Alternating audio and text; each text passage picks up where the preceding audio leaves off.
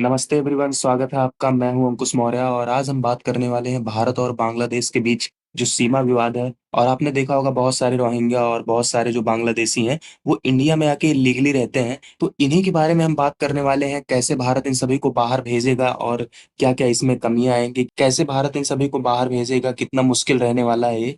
और एक समय में कैसे हमने बांग्लादेश को पाकिस्तानियों से बचाया, लेकिन आज वो हमारा एहसान भूल गए और वो फिर से पाकिस्तान की तरफ उन्होंने अपना रुख मोड़ लिया और भारत से वो लगातार रिश्ते खराब करते जा रहे हैं। तो दोस्तों, भारत और बांग्लादेश के बीच जो बॉर्डर है वो 4096 किलोमीटर लंबा है और ये दुनिया के सबसे लंबे और बहुत ज्यादा टफ बॉर्डर्स में से एक है। और ये बॉर्डर पश्चिम बंगाल, असम, मेघालय, त्रिपुरा और मिजोरम जैसे राज्यों से भी होकर गुजरता है। और यह सिर्फ एक लाइन नहीं है, यह एक ऐसा क्षेत्र है जहां पर लगातार तनाव बना रहता है, व्यापार पे विवाद होते हैं। जो यहाँ पे सबसे ज्यादा मैं कहूंगा, जो सबसे ज्यादा यहाँ पर चीजें होती हैं वो अवैध जो लोग आके इंडिया में लीगली घुस जाते हैं, चाहे वो रोहिंग्या हो जो रखाइन स्टेट से आए हैं, चाहे वो बांग्लादेशी हो, वो आके हमारे यहाँ रहते हैं। और आपने देखा होगा बहुत सारे ऐसी जगह पर इतने दिन से वहां पर बांग्लादेशी रह रहे हैं कि वहां पर उन्होंने अपने घर और बाकी सभी चीजें भी बनवा ली। जैसे कि दिल्ली में और राजस्थान में भी ऐसी चीजें हुई थी। लेकिन अब गवर्नमेंट इन सभी के खिलाफ बहुत सख्ती से रुख अपना रही है, क्योंकि लगातार बांग्लादेश हमारे खिलाफ षड्यंत्र रचते जा रहा है और वो कहीं ना कहीं हमारे लिए बहुत एंटी हो जा रहा है। और सबसे पहले ये जरूरी है कि भारत और बांग्लादेश के रिश्ते तो पहले तो बहुत अच्छे थे शेख हसीना के टाइम पे। और 1971 में जब बांग्लादेश अपने आजादी के लिए लड़ रहा था पाकिस्तान के खिलाफ, तब भारत ने ना सिर्फ सैन्य समर्थन दिया बल्कि करोड़ों शरणार्थियों को आश्रय भी दिया। और त्रिपुरा आपने देखा होगा क्षेत्रफल में काफी छोटा है, आप मैप में देख पाओगे। और उस वक्त वहां पर 15 लाख लोग रहते थे और वहां पर 14 लाख पूर्वी पाकिस्तानी शरणार्थियों को पनाह दी गई थी। और आप सोचो, अगर आप किसी के लिए इतना कर रहे हो तो जाहिर सी बात है वहां पर एक आपका उस कंट्री से मजबूत रिश्ता बन जाएगा। धीरे धीरे आपने देखा होगा अपने जो नेबर कंट्रीज हैं, जैसे नेपाल में बहुत हल्का मैं कहूंगा, इसके अलावा जो बांग्लादेश है और जो मालदीव्स है, यहाँ पर आपने देखा होगा इलेक्शन के लिए बहुत ज्यादा एंटी इंडिया स्टैंड बनाते हैं। लोगों को बहुत ज्यादा भड़काया जाता है, इंडिया ऐसा कर रहा है, ऐसा कर रहा है, लोगों के दिमाग में ऐसा अफवाह बनाकर और वहां की गवर्नमेंट इलेक्शन जीत लेती हैं। लेकिन धीरे धीरे उन्हें समझ में आ जाता है कि इंडिया को आंख दिखाने का कोई मतलब है नहीं, हमारी इकोनॉमी चौपट हो जाएगी। और इसका जीता जागता एग्जाम्पल है मालदीव्स। वो आपने देखा होगा वहां के जो राष्ट्रपति थे मोहम्मद मुइजू, वो बहुत ही ज्यादा मैं कहूंगा एंटी इंडिया थे शुरू में, लेकिन बाद में उनको इंडिया आना पड़ा और वो इंडिया आए और वो अपने यहाँ के राष्ट्रपति और प्रधानमंत्री से भी मिले। तो आप सोचो, आप एक टाइम पे इतना गंदा कमेंट कर रहे हो हमारे धर्म के बारे में और हमारे देश के बारे में, लेकिन आपको फिर आना वहीं पे है। आप समझिए, आप ये चीज अब मालदीव के राष्ट्रपति ही समझ सकते हैं। और सेम ही चीज अब आपने देखा बांग्लादेश में हो रही है। अब और बांग्लादेश चाहता है कि हम शेख हसीना को वापस करें, लेकिन इंडिया ऐसा करेगा नहीं, कि जाहिर सी बात है अगर वो वापस गई तो वहां पे शायद वो मार दी जाए। जो पुशबैक नीति है, कहने का मतलब जो हमारे यहाँ अवैध प्रवासी रह रहे हैं बांग्लादेशी, उनको उनको उनके देश भेजा जा रहा है। तो ये पहली बार नहीं है, 1989 में कांग्रेस गवर्नमेंट थी और उस टाइम में उन्होंने कहा कि 35,131 बांग्लादेशी घुसपैठियों को असम, त्रिपुरा और पश्चिम बंगाल के बॉर्डर से वापस धकेला गया। और इसके बाद 2011-2017 में भी ऐसे डिपोर्टेशन पॉलिसीज देखी गई, और खासकर रोहिंग्या शरणार्थियों के खिलाफ। और फिर से अब भारत सरकार ऐसा कर रही है और मैं बिल्कुल कहूंगा कि भारत सरकार को इसको बहुत सख्ती से इस चीज का पालन करना चाहिए और एक भी बांग्लादेशी ना रहे इंडिया में, क्योंकि ये यहाँ पे रहते हैं, क्राइम करते हैं और जो हमारे भारतीय मुसलमान हैं उनका नाम बदनाम होता है। और इसलिए और भी ज्यादा जरूरी है इन आस्तीन के सांपों को यहाँ से निकालने की। और आपने देखा होगा अगस्त 2024 में बांग्लादेश में एक पॉलिटिकल चेंज आया, शेख हसीना की सरकार गिर गई और जो मोहम्मद यूनिस है उनके नेतृत्व में एक अंतरिम सरकार बना ली गई। और आपने देखा होगा वहां पे जो बांग्लादेशी हिंदू हैं उनके ऊपर बहुत ज्यादा अत्याचार भी हुए। और भारत बांग्लादेश संबंधों में थोड़ी सी खटास बढ़ी है, क्योंकि हसीना भारत की सहयोगी थी और बांग्लादेश में जो अभी की गवर्नमेंट है वो एंटी इंडिया है। और अब आते हैं अभी की स्थिति पर। मई 2025 में केंद्रीय गृह मंत्रालय ने एक सख्त निर्देश दिया और इसमें कहा कि जितने भी राज्य हैं और जितने भी केंद्र शासित प्रदेश हैं, वहां पर जितने भी बांग्लादेशी या म्यांमार से आए जो भी अवैध, उनके पास दस्तावेज नहीं है या दस्तावेज जो है वो थोड़ा सा संदिग्ध दिख रहा है, उन्हें 30 दिनों के भीतर सत्यापित करने का आदेश दिया। और अगर 30 दिन में दस्तावेज सत्यापित नहीं होते तो ऐसे व्यक्तियों को डिपोर्ट किया जाएगा। और इसके लिए केंद्रीय गृह मंत्रालय ने जिला स्तर पर भी डिटेंशन सेंटर स्थापित किए और विशेष टास्क फोर्स बनाने का भी निर्देश दिया। और जो अवैध घुसपैठी हैं उनको यहाँ से निकाला जाए। और जो अभी ये नीति गवर्नमेंट लगा रही है इसके तहत कई घटनाएं भी रिपोर्ट हुई हैं।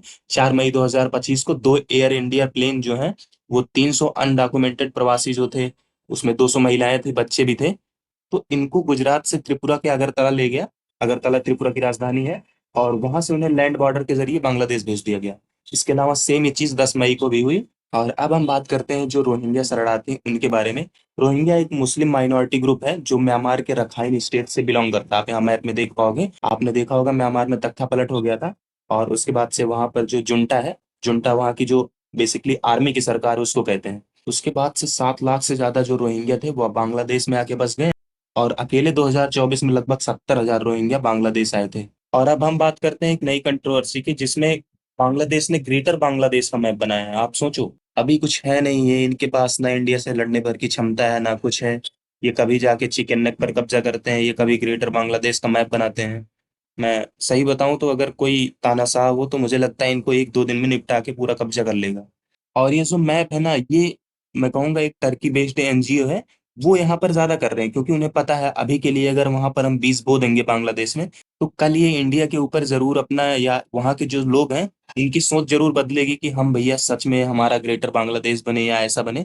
तो बाद में चल के इनके बीच हमेशा टेंशन बनी रहेंगी। और ये जो काम कर रहा है वो एक टर्की बेस्ड एनजीओ कर रहा है। इस ग्रेटर बांग्लादेश के मैप में आप देख पाओगे भारत के असम, बंगाल, त्रिपुरा, बिहार, उड़ीसा और झारखंड, और साथ ही साथ आप देख पाओगे म्यांमार के अराकान रीजन तक फैला हुआ है। और इस मैप से मैं कहूंगा एक ना एक दिन बांग्लादेश को बहुत बुरा झेलना पड़ेगा। और जो इन्होंने एंटी इंडिया नक्शा बनाया है, इससे सिलीगुड़ी कॉरिडोर या जो उसको चिकन नेक बोलते हैं, जिससे हम अपने उत्तर पूर्वी राज्यों से जुड़ते हैं, तो उसके लिए भी खतरा बताया गया है, क्योंकि आप मैप में देख पाओगे तो चिकन नेक भी ये बोल रहे हैं हमारा है।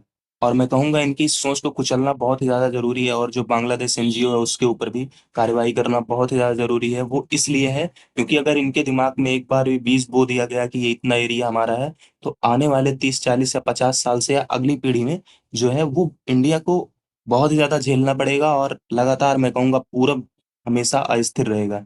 जो पूरब से हमारे राज्य सटे हैं बांग्लादेश से, वहां पर हमेशा स्थिरता बनी रहेगी। और इसे मैं बहुत सरल एग्जांपल से समझाऊं तो जैसे कश्मीर के लिए लड़ा जा रहा है पाकिस्तान से, और लगातार कॉन्फ्लिक्ट्स होती है, बहुत सारे जवान दोनों देशों के मारे जाते हैं, और वहां पर हल कोई नहीं निकल रहा, तो सेम ये चीज हमारे पूरब की तरफ भी हो सकता है। इसलिए इस सोच को कुचलना बहुत ही ज्यादा जरूरी है, क्योंकि अगर एक बार ये सोच डेवलप हो गई तो शायद आप कितने भी लोगों को मारो, फिर आप किसी के अंदर से वो सोच नहीं निकाल पाओगे। और जो बांग्लादेश ऐसे मैप्स बना रहा है, इससे टेंशन और भी ज्यादा बढ़ेंगी। और बांग्लादेश की अंतरिम सरकार है उसको एक क्लियर करना चाहिए कि मैप ऑफिशियल नहीं है। और हमने बहुत सारे चेक पॉइंट्स भी बनवाए नॉर्थ ईस्ट में, जहाँ से बहुत सारे अवैध लोग घुसते थे, और मैं कहूँगा निगरानी थोड़ी टाइट हुई है। और अभी हाल ही में इंडिया ने एक फील्ड एक्सरसाइज किया था तीस्ता प्रहार के नाम से, जिसका मकसद बॉर्डर सिक्योरिटी को और भी ज्यादा मजबूत करना था। और इसके अलावा मेघालय में 2 महीने का नाइट कर्फ्यू भी लगा दिया गया है, जिससे जो अवैध बॉर्डर क्रॉसिंग है और जो स्मगलिंग हो रही है उसको रोका जा सके। और जो हम भारत के आम नागरिक हैं, हमको भी ये चीज समझना पड़ेगा कि ये सिर्फ कोई गवर्नमेंट का इशू नहीं है।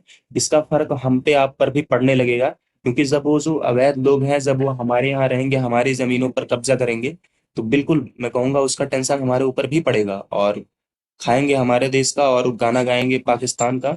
और क्या पता अगर वो बहुत ज्यादा यहाँ पर आ जाए, वो इकट्ठा होकर कहे कि हमें एक अलग देश चाहिए, फिर आप क्या करोगे? तो इसीलिए ये हमारे लिए बहुत ही ज्यादा मैं कहूंगा टेंशन का विषय है। और मैं जानना चाहता हूँ इस बारे में आप क्या सोचते हैं, क्या भारत की पुश बैक जो पॉलिसी चलाई जा रही है ये सही है, या इसमें कुछ आप क्या इम्प्रूवमेंट दे सकते हैं? या बांग्लादेश जो ग्रेटर बांग्लादेश का मैप बना रहा है, इसमें आप क्या कहेंगे?